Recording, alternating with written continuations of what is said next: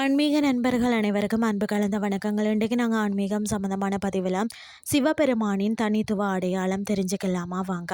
மும்மூர்த்திகளில் ஒருவர் தான் சிவபெருமான். படித்தல், காத்தல், அழித்தல் என்ற 3 தொழில்களில் சிவபெருமான் அழித்தல் தொழிலை புரிபவர், அதாவது தீயவைகளை அழிப்பவர். சிவபெருமானுக்கு 3 கண்கள் உண்டு.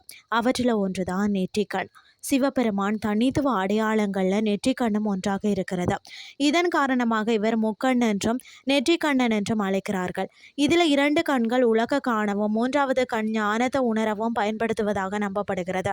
இந்த 3வது கண் தான் பார்த்தீங்கன்னு சொன்னால், அதாவது சிவபெருமானின் நெற்றிக்கண் எனப்படுகிறது. நெற்றிக்கண் என்பது வெறும் ஒரு உறுப்பல்லங்க, மாறாக அது ஞானத்தின் உறைவிடமாக கருதப்படுகிறது. சிவபெருமான் தனது நெற்றிக்கண்ணை திறக்கும் போதும் அதாவது சராசரம் முழுவதும் ஒளிரும் என்றும் அவரது ஞான ஒளி அனைத்தையும் நிரப்பும் என்றும் சைவ சாஸ்திரங்கள் கூறுகிறது. சிவபெருமான் மிகவும் கோபமடைந்தால் தனது நெற்றிக்கண்ணை திறப்பார் என்றும் அப்போது அங்கிருந்து தீப்பொறிகள் வெளிப்பட்டு அனைத்தையும் சாம்பலாக்கும் என்றும் நம்பப்படுகிறது. நெற்றிக்கண் மூலம் சிவபெருமான் கடந்த காலம், இன்றைய காலம் மற்றது எதிர்காலம் ஆகிய 3ஐயும் தெளிவாக அறிந்து கொள்ள முடியும். சிவபெருமானின் நெற்றிக்கண் அழிவுக்கும் ஆக்கத்திற்கும் காரணமாக அமைகிறது. அவர் தனது கோபத்தால் அழிவை ஏற்படுத்தினாலும் தனது ஞானத்தால் உலகை படைக்கவும் செய்கிறார்னு சொல்லலாம். சிவபெருமானின் நெற்றிக்கண் என்பது ஞானம், கோபம், அழிவு, ஆக்கம் போன்ற பல அம்சங்களை குறிக்கிறது. அழிக்க உதவும் இந்த 3வது கண்ணை மனதில் வச்சு தான் பலரும் அவரை அழிக்கும் கடவுள் என்றும் கூறுகிறார்கள். இவரின் நெற்றிக்கண் ஞானக்கண் என்றும் சில நேரம் குறிப்பிடப்படுகிறது. இவருடைய நெற்றிக்கண் மூலமாக தோற்ற நிலைக்கு அப்பாற்பட்டவைகளையும் பார்த்து தீய சக்திகளை அழிப்பார் என்றும் நம்பப்படுகிறது. இப்போ வாங்க நெற்றிக்கண் வரலாறை பார்க்கலாம். அதாவது சதி தேவியின் இறப்புக்கு பிறகு அவரின் மறைவு எண்ணி இவர் மீளா துயரத்தில் மூழ்கினாராம்.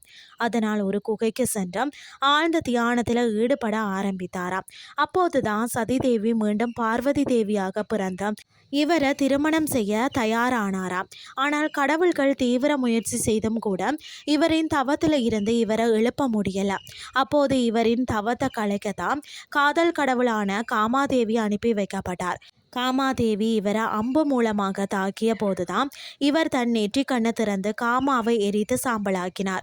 சிவபெருமானின் நெற்றிக்கண்ணை பற்றி 2 கதைகள் இருக்கிறது. அவையில் ஒவ்வொன்றும் ஒரு தனித்துவமான கருத்தை வலியுறுத்துகிறது. அடுத்தது பார்த்தீங்கன்னு சொன்னால், ஒரு முறை பார்வதி தேவி விளையாட்டாக சிவபெருமானின் கண்களை மூடினாராம். இதனால் உலகம் முழுவதும் இருள மூழ்கியது. சிவபெருமான் உலக இருளில் இருந்து காப்பாற்றுவதற்காக தனது உடலில் இருந்து அக்கினியை வெளிப்படுத்தி நெற்றிக்கண்ணை உருவாக்கினாராம். இந்த நெற்றிக்கண் உலகிற்கு ஒளிய வழங்கியதாம். சிவபெருமானின் நெற்றிக்கண் அவசர காலத்தையும் தீமைகளின் அழிவு காலத்தையும் குறிக்கிறது.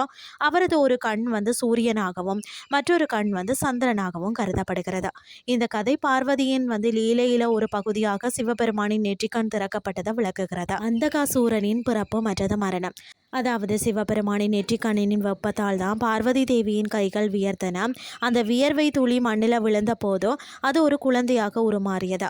அந்தகா என்று அழைக்கப்பட்ட அந்த குழந்தையை சிவபெருமான வழிபட்டு வந்த குழந்தை இல்லாத அசுரனுக்கு தத்து கொடுத்தனர்.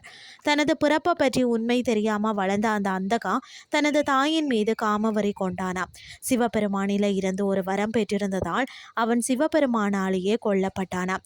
இந்த கதை உலகத்திலே நிலவக்கூடிய அனைத்து விதமான ஆசைகளையும் நிராகரிக்கும் நெற்றிக்கண்ணின் இருட்டு பக்கத்தை வெளிக்காட்டுகிறது. மனித இனம் வாழ்வதற்கு ஆசைகள் எவ்வளவு முக்கியம் என்பதையும், ஆசைகள் இல்லாமல் போனால் உலகம் ஸ்தம்பித்து விடும் என்பதையும் உணர்த்துகிறது. முதலாவது கதை பார்வதியின் விளையாட்டின் மூலம் நெற்றிக்கண் திறக்கப்பட்டது சிவசக்தியின் தத்துவத்தை விளக்குகிறதுன்னே சொல்லலாம். 2வது கதை பார்த்தீங்கன்னா ஆசைகளின் முக்கியத்துவத்தையும் அவற்றை கட்டுப்படுத்த வேண்டியதன் அவசியத்தையும் உணர்த்துகிறது. இன்றைய ஆன்மீகம் சார்ந்த பதிவு உங்களுக்கு பிரயோசனமாக அமைஞ்சிருக்கும்னு சொல்லி நானும் நம்புகிறேன். இதே மாதிரி மற்றொரு ஆன்மீகம் சார்ந்த பதிவோடு உங்களை சந்திக்கிறேன். நன்றி.